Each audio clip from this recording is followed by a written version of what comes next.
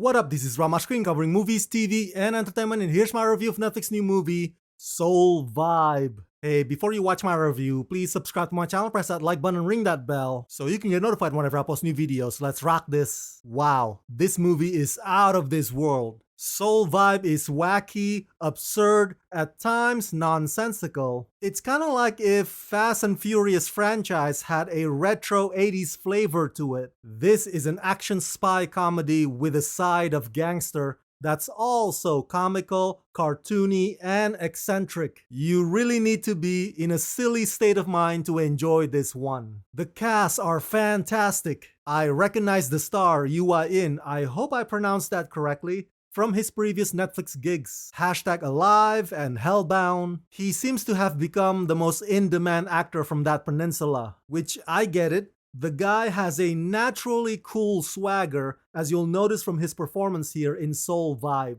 His co-stars are also equally entertaining, so even though the script is a bit bloated and it runs around the bend, the 5 leads make this crazy ride worthwhile. In Seoul Vibe, Dong-wook, who dreams to become the world's best driver, and his friends from his hometown Sanggye go undercover to work as drivers for Chairman Kang's drug cartel. Dong-wook's Sanggye Team Supreme earns the trust of Chairman Kang with their skills and style. As a result, they become rising stars in the car racing scene. But once they figure out her secret, the stakes become life or death.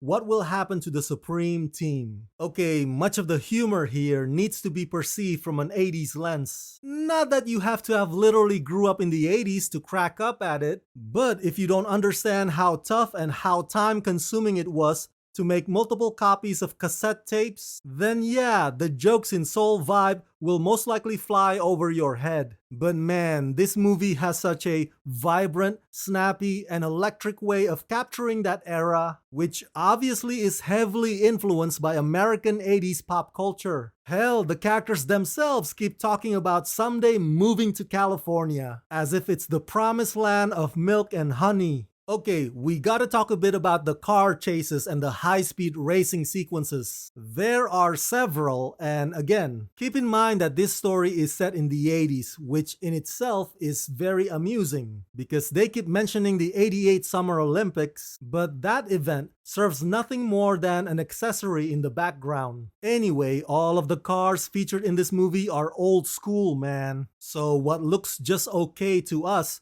are an amazing set of wheels to them. And because of that, if you want to go fast, the drivers mostly rely on the engine and whatever low-quality version equivalent to nitrous back then. I admit, those scenes are thrilling and rambunctious and very well shot, but it also goes to what I said earlier about it being wacky, in which you kinda have to put your little kid hat on, cause otherwise you'll find yourself facepalming in disbelief at some of the ridiculous twists and turns and outcomes. But Seoul Vibe is not without its sense of violence and urgency. Things can get hardcore from time to time, as I've mentioned frequently in the past, since guns are mostly prohibited in South Korea, so the sight of a gun over there is something that can shock the fear of God into you. And that's also what this movie often plays with, to remind our protagonist about what's at stake. So, in conclusion, Seoul Vibe may not be a perfect film, but it's enjoyable. The characters are fun, and they certainly tickle my funny bone. So chill out and buckle up.